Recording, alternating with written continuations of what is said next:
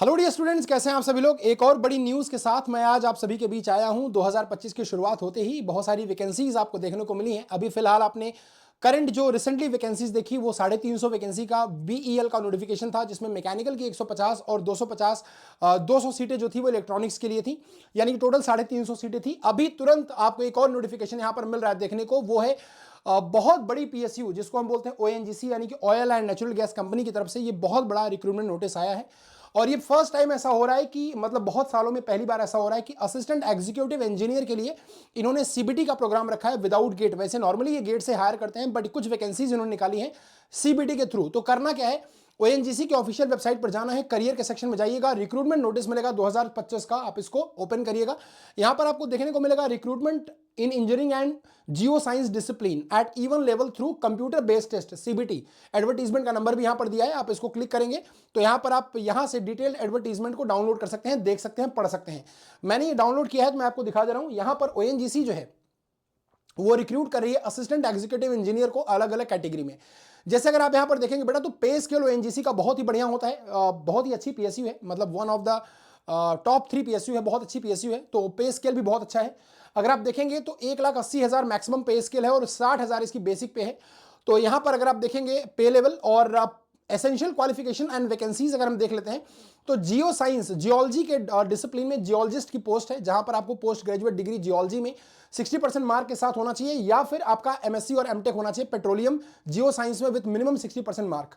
अब यहां पर टोटल वैकेंसीज 5 हैं। अगर हम बात करें, ये जियो फिजिक्स के लिए है और ये भी जियो फिजिक्स का है। यहां पर देखिए बेटा, मैकेनिकल और इलेक्ट्रिकल वालों के लिए भी अच्छी खासी वैकेंसीज हैं। मतलब अगर आप देखेंगे मैकेनिकल में बेसिकली 40 वैकेंसीज हैं और इलेक्ट्रिकल में देखेंगे आप तो 10 वैकेंसी है। मैकेनिकल की अलग अलग डिसिप्लिन भी इसमें अप्लाई कर सकती है, जितना लिखा है सिर्फ वही डिसिप्लिन इसमें अप्लाई कर सकती है। जैसे अगर हम बात करें असिस्टेंट एग्जीक्यूटिव इंजीनियर प्रोडक्शन की, तो यहां पर मैकेनिकल में देखेंगे ग्रेजुएशन आपका होना चाहिए 60% मार्क के साथ।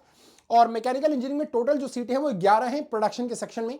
अगर आप पेट्रोलियम के सेक्शन में आएंगे, पेट्रोलियम वाले के लिए 19 सीटें हैं और फिर से केमिकल वालों के लिए यहां पर 23 सीटें हैं। क्राइटेरिया वही है, ग्रेजुएशन होना चाहिए आपका 60% मार्क के साथ। अगर आप असिस्टेंट एग्जीक्यूटिव इंजीनियर ड्रिलिंग की बात करेंगे, जो कि मैकेनिकल का ही एक सेगमेंट है, तो यहां पर आपको मिलेगी टोटल वैकेंसी बेटा 23। तो 23 इधर हो गई मैकेनिकल में। और अगर आप यहां पर देखेंगे तो यहां पर आपके पास है उन 11 वैकेंसी, यानी कि 23 और 11 आपको मिल गया 34 वैकेंसी का नोटिफिकेशन अभी फिलहाल आपको देखने को मिला। अब हम आते हैं ड्रिलिंग में, मैकेनिकल अगर हम ड्रिलिंग में आए पेट्रोलियम के सेगमेंट में, तो यहां पर 6 वैकेंसी हैं और मैकेनिकल में भी 6 वैकेंसी हैं। तो 34 और 6 ये मैकेनिकल में हो गई 40 वैकेंसीज मैकेनिकल वालों के लिए, और इलेक्ट्रिकल वालों के लिए यहां पर 10 वैकेंसीज हैं टोटल, ठीक है ना। तो यहां पर टोटल 10 वैकेंसी है, मैकेनिकल में टोटल 40 वैकेंसी हैं। और बाकी अगर आप इसको देखेंगे तो आपका जो डिग्री है वो 60% मार्क के साथ होनी चाहिए। एंड इसमें बीटेक ही एलिजिबल है, क्योंकि असिस्टेंट एग्जीक्यूटिव इंजीनियर में अब आप ये क्वेश्चन मत पूछेगा सर क्या डिप्लोमा अप्लाई कर सकता है। सो बेटा डिप्लोमा इसमें अप्लाई नहीं कर पाएगा, ये सिर्फ बीटेक के लिए पोस्ट है, ठीक है। अब अगर आप यहां पर देखेंगे बेटा, तो जो एज लिमिट है वो बहुत क्रूशियल है। एज लिमिट जो है वो अनरिजर्व कैटेगरी, यानी कि जो जनरल कैटेगरी है और जो ईडब्ल्यूएस कैटेगरी है, इकोनॉमिकली वीकर सेक्शन, उसके लिए जो एज लिमिट है वो 26 साल है, और जियो फिजिसिस्ट के लिए 27 साल है। अगर आप बात करेंगे ये जो इलेक्ट्रिकल मैकेनिकल है, इसमें एज लिमिट 26 है, बाकी जियो फिजिक्स में 27 साल है। अगर आप ओबीसी नॉन क्रीमी लेयर की बात करें तो यहां पर 29 है और यहां पर 30 है। इलेक्ट्रिकल मैकेनिकल में 29 साल है। मैं सिर्फ इस सेगमेंट की बात कर रहा हूं, इलेक्ट्रिकल मैकेनिकल की बात कर रहा हूं। तो अगर आप यहां पर देखेंगे एससी एसटी वाले बच्चों के लिए तो ये 31 साल है। बाकी जो पीडब्ल्यूडी वाले कैंडिडेट हैं, जो जनरल ईडब्ल्यूएस में आते हैं, उनके लिए 36 साल है। जो ओबीसी में आते हैं पीडब्ल्यूडी वाले बच्चे, उनके लिए 39 है, और जो एससी एसटी में आते हैं पीडब्ल्यूडी वाले बच्चे, उनके लिए 41 ईयर्स है। एक्स सर्विसमैन जो है उनके लिए भी 31 है, तीनों कैटेगरी में। जो डिपार्टमेंटल कैंडिडेट हैं उनको age relaxation as per the ONGC policy दे दिया जाएगा। बाकी अगर हम और बात करें यहां पर, तो अगर आप अपना कोई रिजर्वेशन सीख कर रहे हैं तो आपको वैलिड डॉक्यूमेंट्स दिखाने पड़ेंगे, जैसा कि आप सभी रिक्रूटमेंट में आपने देखा होगा, सभी नोटिस में आपने देखा होगा। तो ये कोई अलग से बहुत बड़ी बात नहीं है। आइए सिलेक्शन प्रोसीजर पे आते हैं। जो सिलेक्शन प्रोसीजर देखिए, इनका पहले सीबीटी होगा, उसके बाद ग्रुप डिस्कशन होगा, फिर आपका इंटरव्यू होगा। जो सीबीटी और इंटरव्यू का मार्क है वो काउंट होगा। सीबीटी 85 नंबर का होगा, इंटरव्यू 15 नंबर का होगा, टोटल होगा 100 नंबर का। यहां पर देख लेते हैं, नेगेटिव मार्किंग भी इसमें कोई नहीं होगी।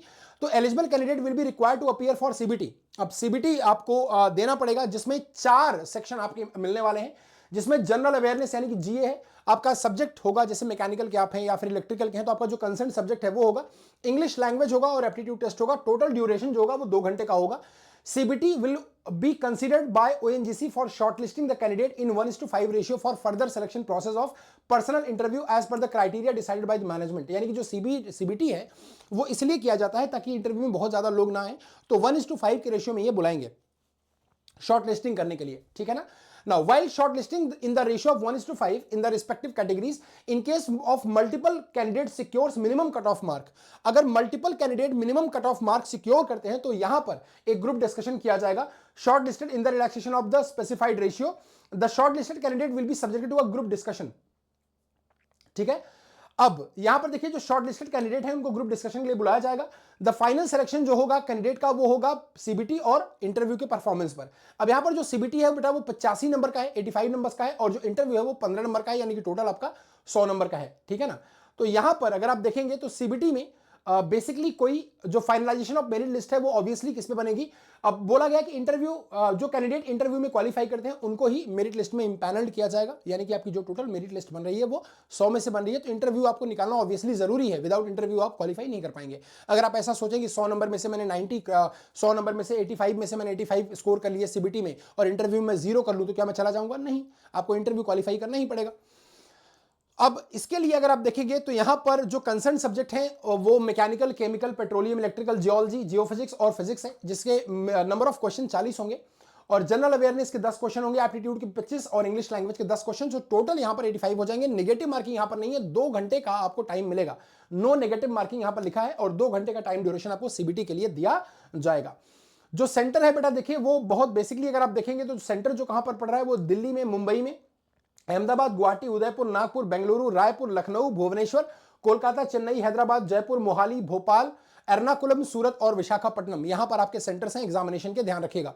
तो इतने सेंटर हैं, यानी कि जो इतनी सिटीज है 18 सिटी हैं, तो आपके स्टेट के आसपास ही सब होगी, किसी न किसी स्टेट के आसपास होगी। जैसे यूपी वाले जो हैं वो लखनऊ में जा सकते हैं पेपर देने, है ना।